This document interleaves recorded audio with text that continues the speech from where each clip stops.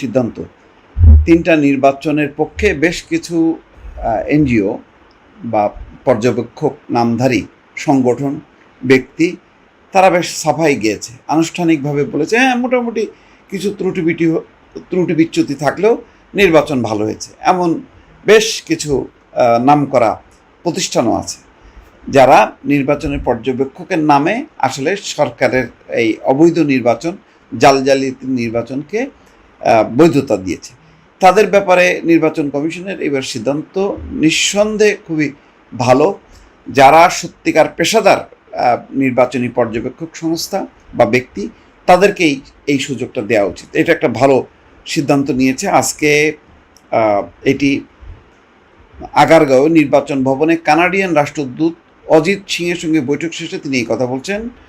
প্রধান নির্বাচন কমিশনার নাসিরুদ্দিন জানিয়েছেন, বিগত 3 নির্বাচন বৈধ বলা বিদেশি পর্যবেক্ষকদের আসন্ন সংসদ নির্বাচন পর্যবেক্ষণের সুযোগ দেওয়া হবে না। দেখেন, ভারতের যতগুলি পর্যবেক্ষক এবং ব্যক্তিগুলি আসছে সব টাকা পয়সা খেয়ে বাংলাদেশে সোনারগাঁ, শেরাটন দামি দামি হোটেলে খাইছে, প্যাকেট পাইছে আর সার্টিফিকেট দিয়ে গেছে। আর বাপরে বাপ, বিশাল সব পর্যবেক্ষক।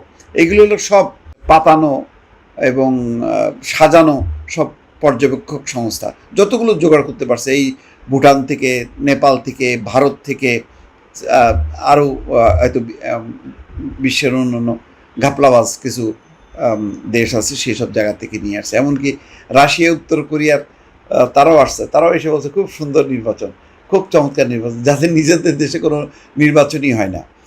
সিইসি বলছেন, আগামী নির্বাচনে অনেক বিদেশি পর্যবেক্ষক আসবে।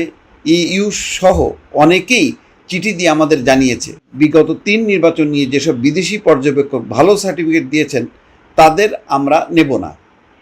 তিনি বলেন, নির্বাচনের জন্য প্রস্তুতি জানতে চেয়েছে কানাডার রাষ্ট্রদূত। আমরা প্রস্তুতি জানিয়েছি। ভোটারদের মধ্যে সচেতনতা বাড়াতে আমরা যে কাজ শুরু করব এসব বিষয়ে জানানো হয়েছে। বিভিন্ন ধরনের প্রশিক্ষণের বিষয়ে জানানো হয়েছে। নাসিরুদ্দিন বলেন, তারা চান আমরা যাতে অবাধ, সুষ্ঠু এবং গ্রহণযোগ্য নির্বাচন আয়োজন করি। আর্টিফিশিয়াল ইন্টেলিজেন্স, এআই এর মিসইউজ নিয়ে কথা হয়েছে। তারা এসব ইস্যু নিয়ে আমাদের সাজেশন দেবে। তাছাড়া কানাডার সুষ্ঠু নির্বাচন আয়োজনে বর্তমান নির্বাচন কমিশনের কমিটমেন্টের কথা শুনে সন্তুষ্ট। কানাডা আমাদের সহযোগিতা করবে ব্যালট প্রকল্পে এবং কানাডা অন্যভাবে সহযোগিতা করতে পারে। দেখেন, আমরা যদি ভালো নির্বাচন করতে চাই, সুষ্ঠু নির্বাচন করতে চাই, বিশ্ব কিন্তু বসে আছে যে আমাদেরকে সহযোগিতা করার জন্য। গত 3টা নির্বাচনেও কিন্তু কানাডা, ইউরোপীয় ইউনিয়ন দফায় দফায় তারা সরকারের বিভিন্ন মহলে গেছে, নির্বাচন কমিশনে গেছে, বৈঠক করেছে, কিন্তু সবই বৃথা হয়েছে। এই নির্বাচন কমিশনার 3 জনের মধ্যে সিইসির 1 জন অন্তত যদি ঘুরে দাঁড়াতো, বলতো যে ভাই সম্ভব না, নির্বাচন হলে নির্বাচনের মতন হবে, নাহলে আমি এই দায়িত্ব পালন করব না, এইটা বলার মতন হ্যাডাম কেউ দেখাতে পারলো না। এবং লজ্জাজনকভাবে আমরা 3টা নির্বাচন দেখলাম।